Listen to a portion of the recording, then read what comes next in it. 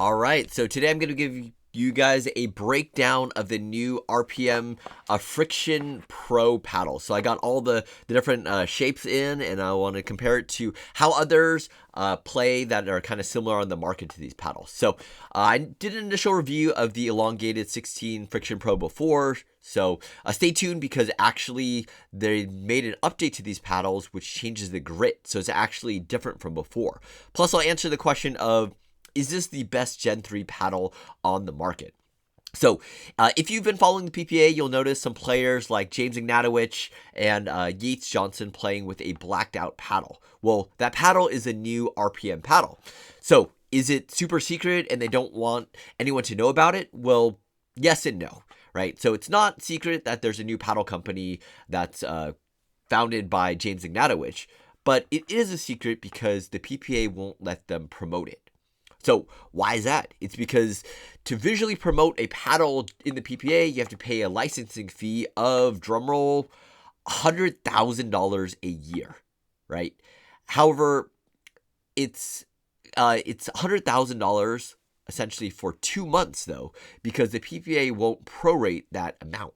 So it sounds like RPM opted to not pay the fee and just let the players play with blacked out paddles for the next 2 months until they can actually pay the fee in 2026, and you'll start seeing this paddles in the hands of a number of top pros out there, right? So I'm pretty excited for that, to see who picks up these paddles next and what they think about it. But let me just give you my thoughts on these paddles first. So let's start with the 16 millimeter elongated, since that's the one that I reviewed before. You can check out my other videos for full details on that one.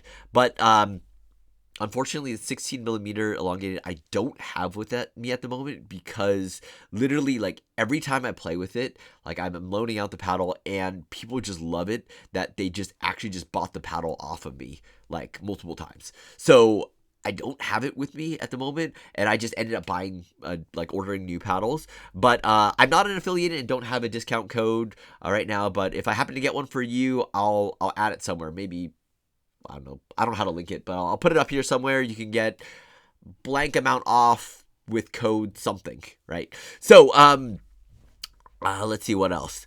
So hopefully I'll get that soon. Let's talk about the 16 that I reviewed. So just in general, what I felt like was with the 16 millimeter elongated, it was very great for resets. Like it had a very soft center. Let me just pull up the 14 so you can kind of see it. So I'll just reference this. So the 16 had a really soft center for resets, and one of the things that they changed with this version. So I got an old version of it which didn't have a logo on the bottom, but their new versions that they released, they added a new end cap. But what they did in addition to adding in the new end cap is they changed the grit of it. So before I described the grit of the RPM paddle, even though it had pretty good grit, I compared it with the Era Power grit. And like these essentially are, yeah, very, very similar. So this is the old version of the RPM. However, with the new version, which has that new end cap, let me just grab this in here. So it's basically, let's see, old version, which is like a Era Power, new version. So these two are the new versions, which I would liken to like a Luzz Canon or a Loco. Bread and butter Loco. So these have like great grit on them, or even like the Thrive Fury. So man, those, like, I really like the RPM, like even when it had like less grit. So the fact that they added extra grit to it, like makes these paddles like even better in my opinion, right? And so one thing that I did notice, it's not quantified yet, but I can't tell exactly since I haven't hit with it long enough. But one thing I felt like was with the bread and butter Loco, the grit wore off like fairly fast, like within like a number of sessions. Sorry, gotta blow my nose a little bit. But the grit wore off pretty quickly, even like after like a session or so. But the RPM, it just feels like the texture of it like lasts longer, right? I'll give you guys an update later to see if that's actually the case, but that's just kind of my initial impressions of it. And so, yeah, let's move on and kind of talk, since I got the Loco out. Let's compare the two, which is the Widebody Friction Pro 16 with the Loco. So, man, all I can say is with the new Friction Pro, I can say, wow, right? It's literally everything that I absolutely loved about the Joola Scorpeus without the parts that I didn't like, right? So I think the Joola Scorpeus is a great paddle. Sorry. The parts I didn't like about the Joola Scorpeus was the exponential trampoline effect, right? I think this is the super stable paddle, the Joola Scorpeus, and it had good power, but the problem was if I hit it just right or wrong, the ball would go flying, right? And it had great like spin when I can hit it well, but then there's a problem of just sailing the ball out sometimes.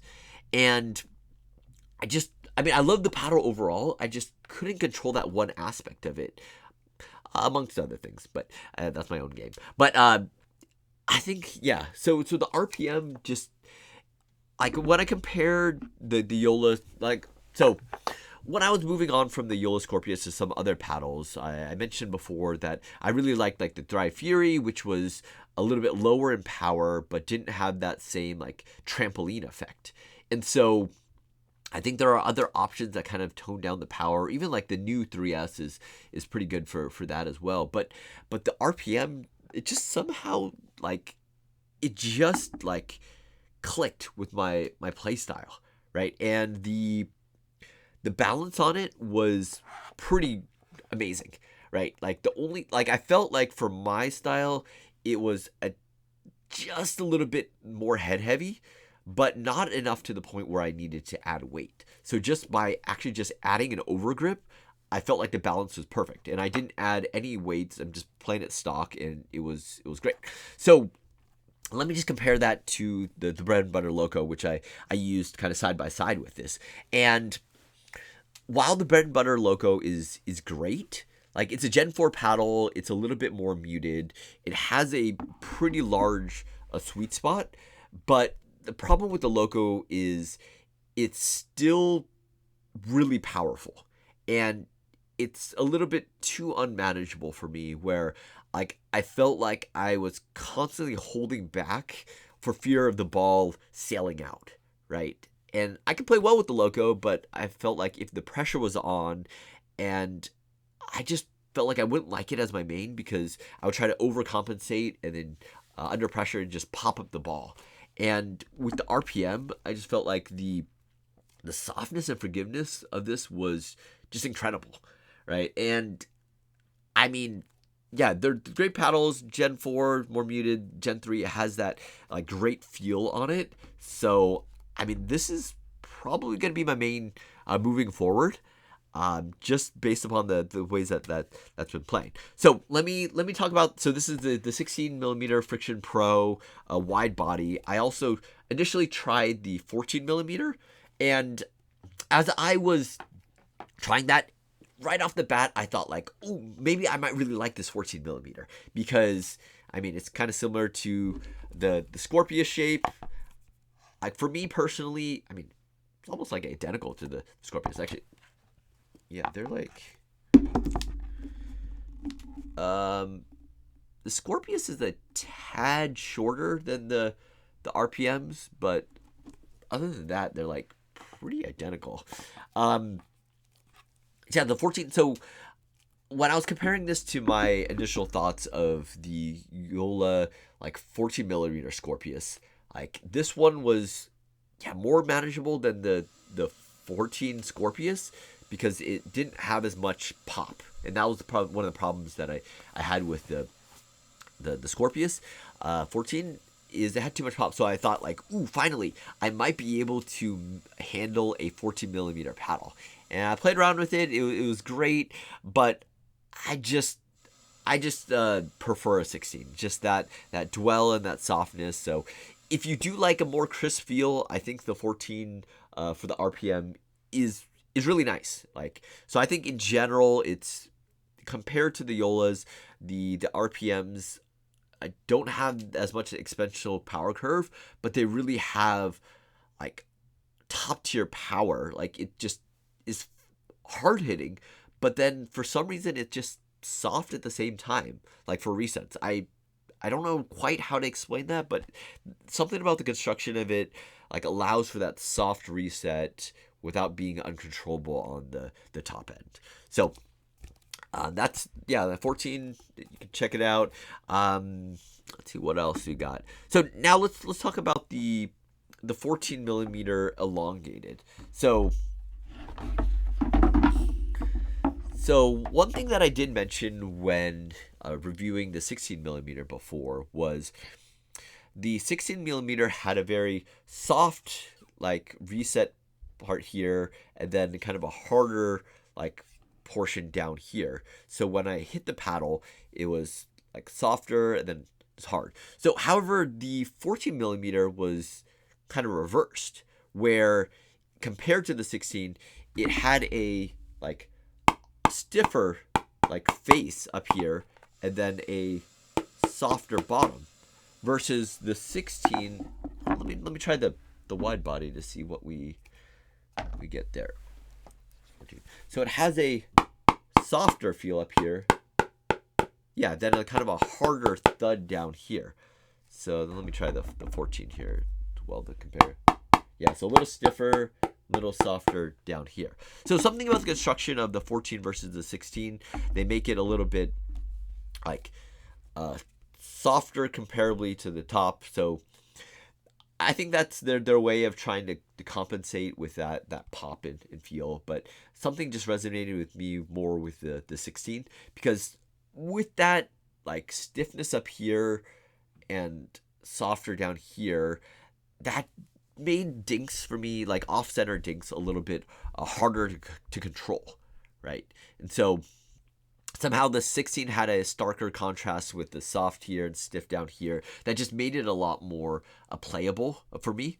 And so the 14 is, I mean, I think it hits nice, it has good pop, but it's going to be like a higher level like paddle. Like, you're gonna have to have a like a higher level skill to really hone in on that center point.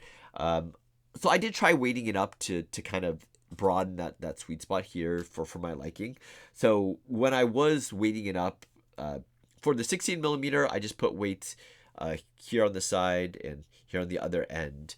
But for the 14, because it needed that extra weight to give a better control, I felt like I had to put a cap coin on the bottom. So it's a weighted cap coin in addition to the weights to get that good feel. So if you guys don't know what weighted cap coins are, let me show you what I've been designing, or my son was designing.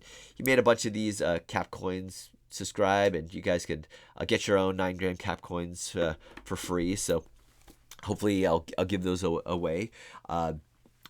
And cool. What is next? All right. So yeah, if you want a cap coin, yeah, subscribe. If you want any of the other paddles I got here, I'm giving them away as well. So like, subscribe, and all of that, and fill out the little form to send in your information. But yeah, overall, my thoughts on this paddle is, man, the RPM, I think it is the best Gen 3 paddle on the market, right? I would take it down, hands down, over the Pro 4.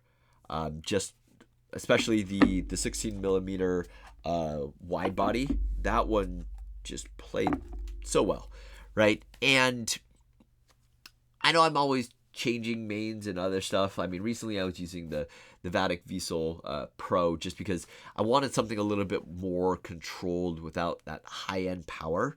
And I mean, I just like the shape of the Scorpeus. I know a lot of people do.